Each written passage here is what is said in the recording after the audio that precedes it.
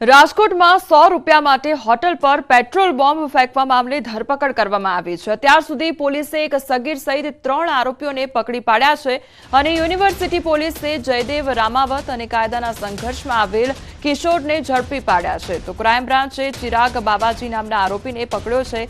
ગુનાના કામે વાપરવામાં આવેલા 2 વાહનો પણ કબજે કરવામાં આવ્યા છે।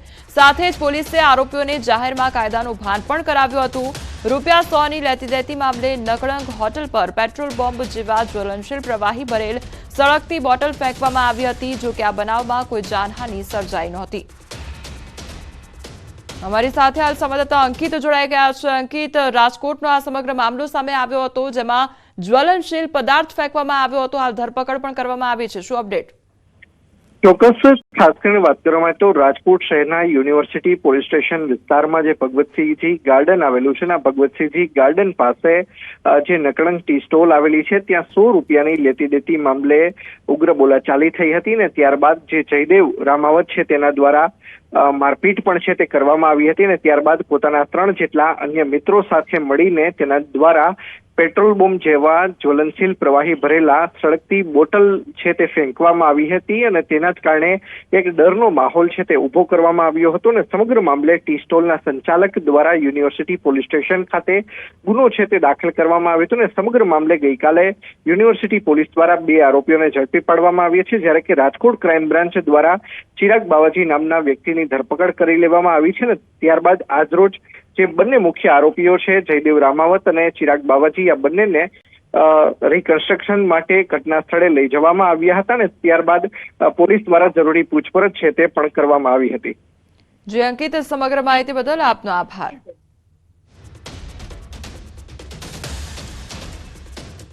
આ તરફ નવસારીના બિલીમોરામાં બુલેટ ગેંગનો આતંક સામે આવ્યો છે અને બુલેટ રાજા નબીરાઓએ આતંક મચાવ્યો છે તે અંગેનો વિડીયો પણ વાયરલ થયો છે। ગોહરબાગ વિસ્તારમાં નબીરાઓ ઘોઘાટિયા સાયલેન્સર લગાવી સ્કૂલ અને કોલેજ પાસે અવાજનું પ્રદૂષણ ફેલાવી રહ્યા છે। મોટા અવાજના સાયલેન્સરથી રોડ પર ઢોરને પણ દોડાવ્યા હતા। સાથે શહેરની કોલેજ પાસે પણ નબીરાઓએ નફ્ફટ બની ઘોંઘાટ ફેલાવ્યો છે। બુલેટ પર એક નહીં પણ 2 ઘોંઘાટિયા સાયલેન્સર લગાવી ઘોંઘાટ વધાર્યો છે। જાણે પોલીસનો કોઈ ડર ન હોય તેમ નબીરાઓ પોતાની બુલેટ પર નંબર પ્લેટ વગર ખુલ્લેઆમ આતંક ફેલાવી રહ્યા છે। તો નવસારીના બિલીમોરાનો આ સમગ્ર મામલો સામે આવ્યો છે, જ્યાં બુલેટ ગેંગનો હવે આતંક જોવા મળી રહ્યો છે। સતત તેમના દ્વારા ઘોંઘાટ ફેલાવવામાં આવી રહ્યો છે।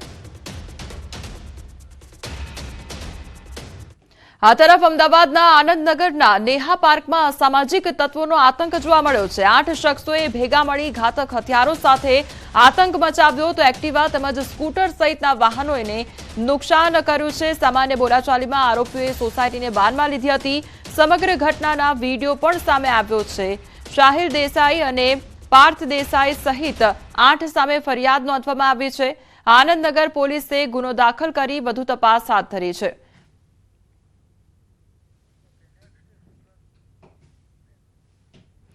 સુરતમાં પણ અસામાજિક તત્વો બેફામ બન્યા હોય તે પ્રકારની પરિસ્થિતિ જોવા મળી છે। પાંડેસરા વિસ્તારમાં 2 જૂથ વચ્ચે બબાલ થઈ। કૃષ્ણાનગરમાં બબાલ થતા દુકાનમાં તોડફોડ કરવામાં આવી। હાથમાં લાકડી અને ફટકા લઈ યુવકો સાથે મહિલાઓએ પણ ધમાલ મચાવી તો બબાલનો વિડીયો વાયરલ થયો છે। પોલીસે વાયરલ વિડીયોના આધારે વધુ તપાસ હાથ ધરી છે। તો સુરત શહેરમાં અસામાજિક તત્વોનો આતંક જોવા મળી રહ્યો છે। બીજી તરફ પાંડેસરા વિસ્તારમાં 2 જૂથ વચ્ચે આ બબાલ સર્જાઈ હતી અને તેમાં અસામાજિક તત્વોનો આતંક જોવા મળી રહ્યો છે। તો અસામાજિક તત્વો હવે બેફામ બન્યા હોય તે પ્રકારની પરિસ્થિતિ જોવા મળી રહી છે। આ તમામ 4 શહેરોના દ્રશ્યો કે જ્યાં અસામાજિક તત્વોએ આતંક મચાવ્યો છે।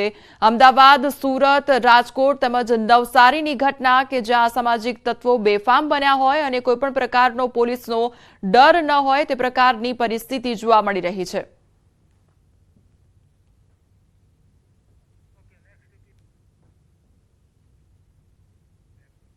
આ તરફ વડોદરામાં નર્સ સાથે દુષ્કર્મ કેસમાં તપાસ કરવામાં આવી અને આરોપી અશરફ ચાવડાની ધરપકડ કરવામાં આવી છે। બાદમાં પુરાવા એકત્ર કરવાની કામગીરી હાથ ધરાઈ। હોસ્પિટલ તંત્રની પણ ઘોર બેદરકારી છતી થઈ છે। હોસ્પિટલમાં લાગેલા સીસીટીવી 3 મહિનાથી બંધ હાલતમાં જોવા મળી રહ્યા છે। ગંભીર ગુનામાં પુરાવા તરીકે કોઈ ફૂટેજ ન મળ્યા અને હોસ્પિટલના કેમેરા બંધ છતાં સંચાલક ડોક્ટર સામે કોઈ કાર્યવાહી નથી કરવામાં આવી। પીડિતાએ પોલીસને આપવીતી જણાવી તો દુષ્કર્મના વિધર્મી આરોપીની નફટાઈ સામે આવી છે। મેં અગાઉ પણ ઘણી યુવતીઓ સાથે આવું કર્યું છે તેવું કહ્યું છે। આ ઉપરાંત અશરફે અન્ય કેટલી યુવતીઓની જિંદગી બગાડી તેની પણ તપાસ થવી ખૂબ જરૂરી છે।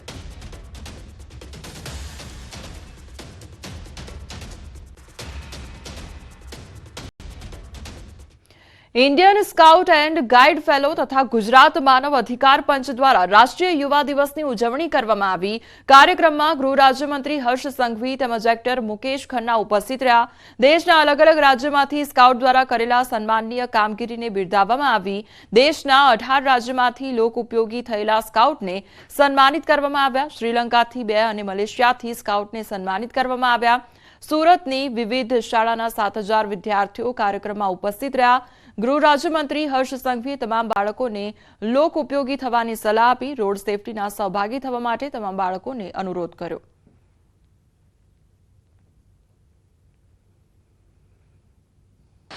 શું તમારા માતા પિતા ટુ વ્હીલર પર બહાર નીકળે ત્યારે હેલ્મેટ ઘરમાંથી લઈ જાય છે? જો નહીં લઈ જતા હોય અને જેને પોતાના માતા પિતા જોડે પ્રેમ હોય, લાગણી હોય, તે ઘરેથી એને હેલ્મેટ હાથમાં આપી શકે? આપી શકે કે નહીં? હાથ ઊંચા કરજો। અને જો તમે એને હેલ્મેટ પહેરાવશો તો કોનું જીવન સુરક્ષિત થશે? આપણે આ નાની પ્રવૃત્તિમાં જોડાઈ શકીએ કે નહીં જોડાઈ શકીએ? જોડાઈ શકીએ કે નહીં? તો તમે સૌ લોકો આ પ્રવૃત્તિમાં જોડાશો। કોઈ બી પ્રકારનું પોલીસના ફાઇનના ડરથી નહીં, પરંતુ તમારા માતા પિતા ભાઈ બહેનનું જીવન સુરક્ષિત રાખવા માટે આ પ્રવૃત્તિમાં જોડાવું જોઈએ કે નહીં? बीटीपीमांथी भाजपमां आवेला अने पूर्व धारासभ्य महेश वसावाए पत्र लखीने भील प्रदेशनी मागणी मूकी छे। विविध पार्टीओना नेताओ द्वारा अलग अलग भीलिस्ताननी मागणीओ करवामां आवती होय छे, परंतु हाल भाजपना नेताए ज अलग भील प्रदेशनी मागणी करता राजकीय मामलो गरमायो छे। त्यारे आ अंगे भरूचना सांसद अने भाजप नेता मनसुख वसावाए प्रतिक्रिया आपी छे अने अगाऊ पण घणा नेताओए अलग प्रदेशनी मागणी करी हती। तेओ खोटी शक्ति वेठवी रह्या छे। प्रदेशनो कोई एजेंडा नक्की नहीं। आदिवासी समाजना विकास माटे अलग प्रदेश नहीं, परंतु शिक्षण और विकास कार्यों पर भार मूकवो जरूरी है। हाल भाजप पार्टी विकासना कामों ज करी रही है तेवुं कहेवामां आव्युं छे।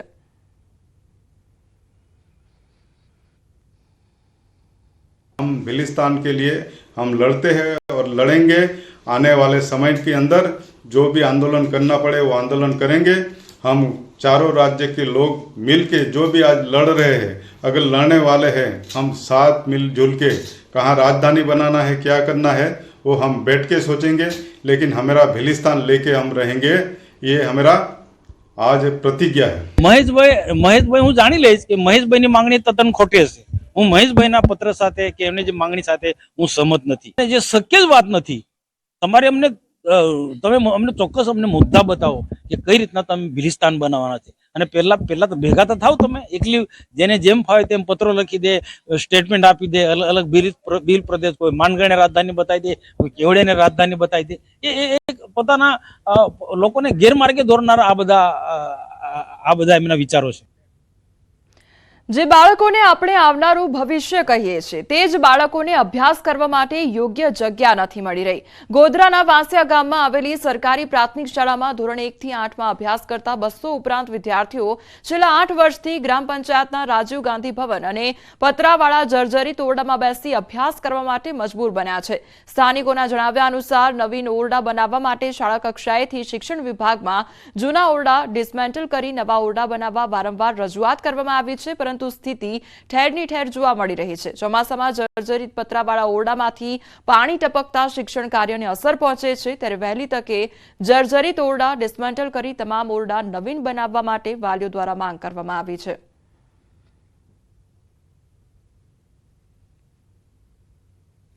વાસિયા પ્રાથમિક શાળા 1 થી 8 ધોરણ અને એમાં અમારા જે સ્કૂલના જે ઓરડાઓ છે એ ઓરડાઓ જર્જરિત અને પતરોવાળા હોય। અમે ઘણા સમયથી રજૂઆતો કરી અને ફાઇલો જાય છે તાલુકા જિલ્લામાં અને પછી ડિસમેન્ટલના ઓર્ડરો નથી મળતા અને આજ સુધી કઈ પણ કામગીરી થયેલ નથી. હું ભણ્યો છું, મારા બાળકો ભણ્યા છે, સરકારને રજૂઆત કરી છે, છતાં પણ હજુ સુધી અહીંયા કોઈ પણ સ્થળ ઉપર રજૂ થયું નથી.